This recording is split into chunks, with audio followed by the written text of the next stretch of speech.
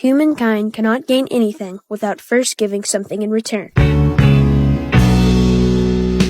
To obtain, something of equal value must be lost. That is alchemy's first law of equivalent exchange.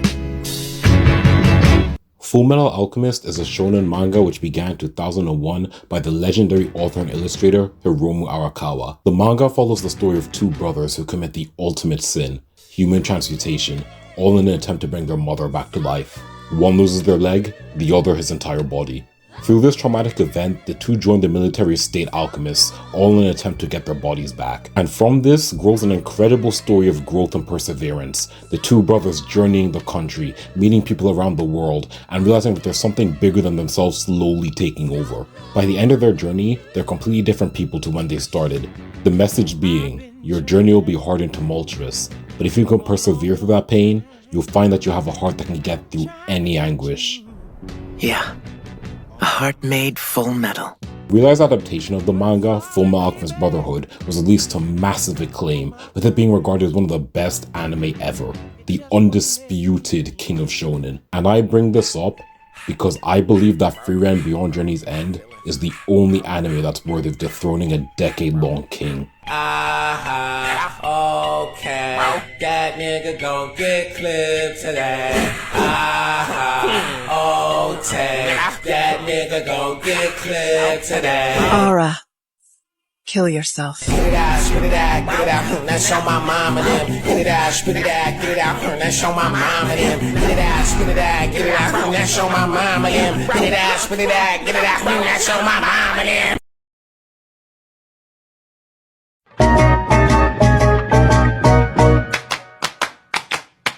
Frieren Beyond Journey's End is a story written by Kanehito Yamada and illustrated by Tsukasa Abe. Very little is known about the duo, with Abe's most notable work before Frieren being a one-shot manga called Canon, and Yamada working on two small projects before shifting to write their own manga. However, both of them have had involvement in the shonen scene, with all their works being published in shonen magazines. The first chapter of Frieren debuted in 2020 in Weekly Shonen Sunday, and in 2021 it was already making waves in terms of critical reception, being nominated for 7 different manga awards. And of course, it was announced in 2022 that Frieren would be getting an anime adaptation, animated by the legendary studio Madhouse and directed by Keiichiro Saito. The anime released in September 2023, and I was not watching at the time.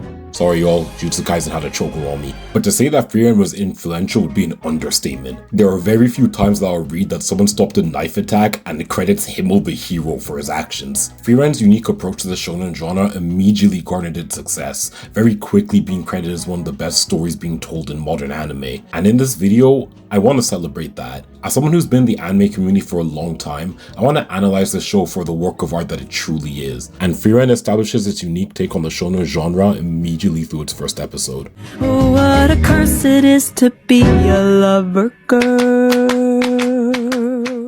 The first apparent thing about Frieren is that it's treated like an epilogue series for a show that we never saw. It begins with the hero's party returning home after slaying the Demon King, and the characters interact as if we already know them. There's no cutout or forced exposition to teach us about the characters. The beginning's just treated like the end of a really long show. But I feel like this places us in the mind perfectly of the titular character, Frieren.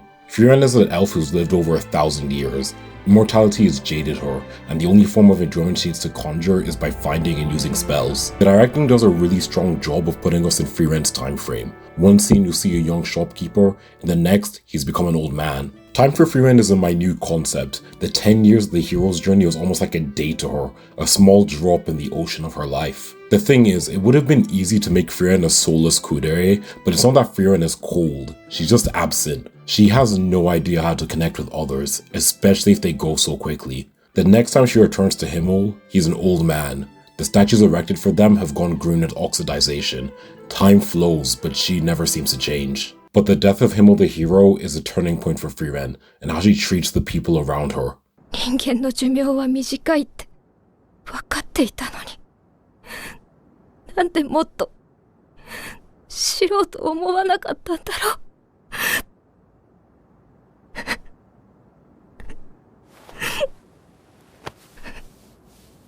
Frieren is a show about learning about people, humanity.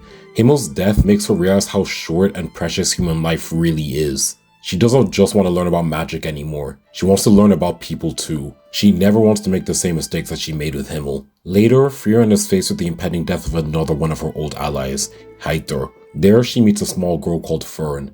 She's quiet and obedient, but she has a burning drive and interest in magic that intrigues Frieren. Magic in Frieren's world is treated like a science. There are innovations constantly being made, and to dedicate yourself to the learning of magic is a huge commitment. So seeing a girl as interested in science as her starts to form a connection between the two of them. And as Hyther ages and slowly dies, his final request is to take Frieren along on her adventures. Too weak to see Frieren, he wants them to go before he dies, but Frieren rejects this. が死ぬまでにやるべきことは、あの子にしっかりと別れを告げて、なるべくたくさんの思い出を作ってやることだ。フリーレン、あなたはやはり優しい子です。And so, she embarks on a new journey. A journey to understand what real human connection means. Saw it glitter as I grew and loved it. Why I never knew. I thought this place was heaven sent, but now it's just a monument in my mind, in my mind. And I couldn't help but fall in love again. No, I couldn't help but fall in love again. A common complaint I see about Frieren is how it's paced more episodic than your typical shonen. But I see it in the same way how Avatar The Last Airbender is slightly episodic. The point of the show is not to force the plot forward, it's to understand the characters and the things that make them what they are. One of my favorite examples of this is in episode 3, where you follow Frieren nervously walking around and doing shopping. This goes on and on until it's revealed that she's trying to buy Frieren a gift for her birthday. Frieren is making the active effort to engage and care about Frieren. She's trying to know her, whether she believes she's good at it or not. It's the effort that matters. Frieren wants to retrace her adventures with the Heroes Party in order to understand why it's meant so much to everyone. The adventure is littered with small flashbacks that show us the adventures she had with Himmel. While in most shows this has bogged down the story, Frieren is very specific in its placements. Every flashback is placed at a relevant time to show how Frieren's past experiences shape the person she is now. Slowly, we see that she finds something that matters more to her than magic. And that's just beautiful. Fern and Frieren meet a lot of people on their adventure, but they meet one character that I believe stands above the rest. A character that made me realize that Frieren is trying to subvert the expectations of your typical shonen. And that character is... I was afraid of the boy, Frieren. I couldn't believe his power. My apprentice will become a great warrior. I'm living in that 21st century, doing something mean to it. Do it better than anybody you ever seen. Do it. Screams from the haters, got a nice ring to it. I guess every superhero need his theme music. No one man should have all that power. The clock's ticking, I just count the hours. Stop tripping, I'm tripping off the power. In shonen anime, there are a lot of archetypes a character can fall into. One of the most common archetypes is the coward character. And y'all don't understand. I hate this kind of character. One of my most hated characters of all time is Zenitsu from Demon Slayer. And I don't hate him because he's scared. I hate him because his fear doesn't mean anything. Zenitsu screams all the time, can't fight for shit, and is a little too into this 12-year-old. While Zenitsu has a cool ability, he can only fight while he's asleep, which is such an odd piece of storytelling. If I'm questioning why a character even became a Demon Slayer, you know you've messed up. These kinds of characters are meant to be comic relief, but they give me neither comedy nor relief. Only pain. So when we are introduced to Stark and he starts groveling to Frieren about how he can't fight a dragon, the Zenitsu flashbacks came back and I was prepared to hate this character. But Stark isn't a coward.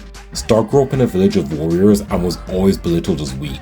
No matter how hard he tried, his skills could never reach the feats of his brother, and when a demon attacks his village, he runs. It's his weakness that fuels him, and after that, Stark never runs from a battle ever again. Stark will complain, he'll scream, he'll be scared, but he never runs. His hands shake, but he protects others. Because bravery isn't being headstrong and just running into battle. It's about being scared, but doing it anyway. And what do we call these kinds of characters? Heroes. And don't get me wrong, Stark is still hilarious. You better not drop But this character isn't just for the purpose of comedy. Throughout the show, his confidence grows, and his fears slowly begin to quell. He's an essential part of Frieren's party, and at that, he's a true warrior. Be swift as the coursing river, with all the force of a great typhoon, with all the strength of a raging fire, mysterious as the dark side of the moon. Oh yeah, and in case you forgot the title of this video, Frieren is a shonen anime, and it looks fucking incredible.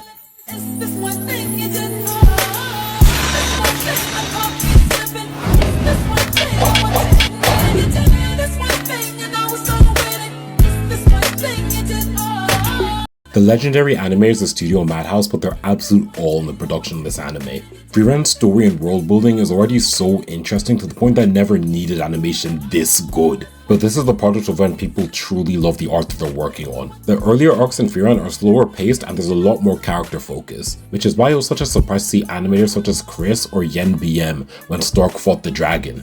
Frieren was already a growing name in the anime community by that point, but I remember when this episode dropped, everyone was talking about Frieren. The latter arc of the season was the first class mage exam, and with this arc being way more action focused, the animators had way more of an opportunity to shine. Animators like Koki Fujimoto and Verkreek animated the internet shattering Frieren vs. Frieren fight. The soundtrack was handled by Evan Cole, an American composer who's worked on beautiful shows like Violet Evergarden. His work on Frieren is some of the best he's done in his career. From Grand Notes to Journey of a Lifetime,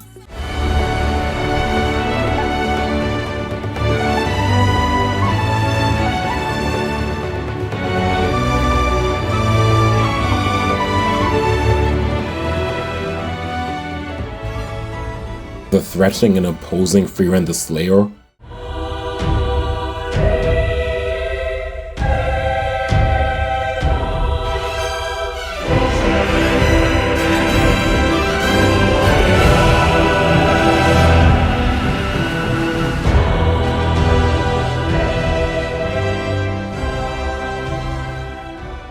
to upbeat and heroic in Soul Trap.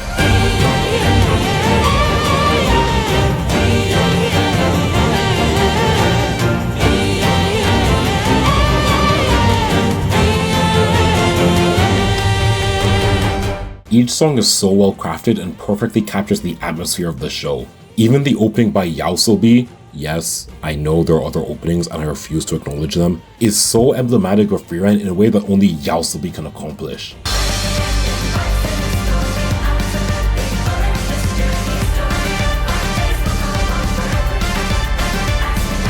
Having this many talented people on a project is so rare, as only seen in popular shonen like One Punch Man or JJK. When a show is crafted out of love, it reflects on the final product. And when there's this much love, mainstream popularity can mean very little.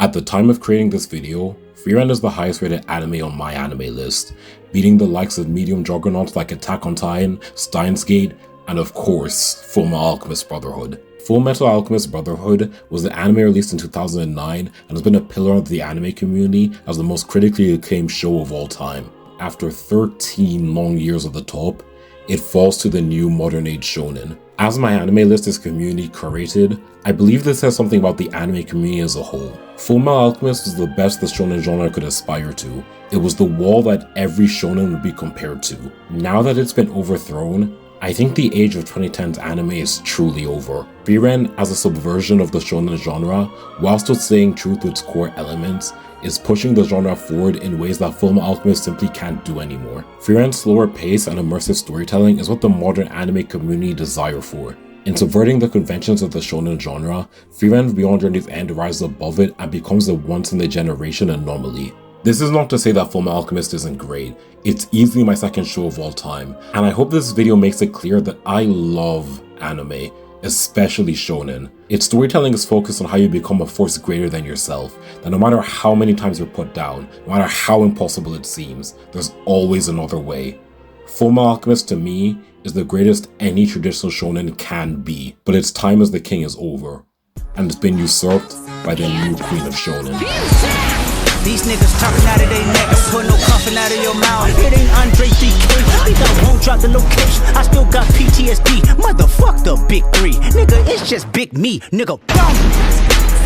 I'm really like that, and your best work is a light pack, nigga. Prince outlived Mike Jack, nigga, boom. For all your dogs getting buried, that's a K with all these nines. He gon' see Pet Cemetery, nigga, boom. I'll blow up into smithereens and spew my tiny symphony all up and down a city street while trying to put my mind at ease, like finishing this melody. This feels like a necessity, so this could be the 10th of me, or maybe just a better me. Now coming with the timpanis and take a shot of Hennessy. I know I'm not there mentally, but you could be the remedy, so let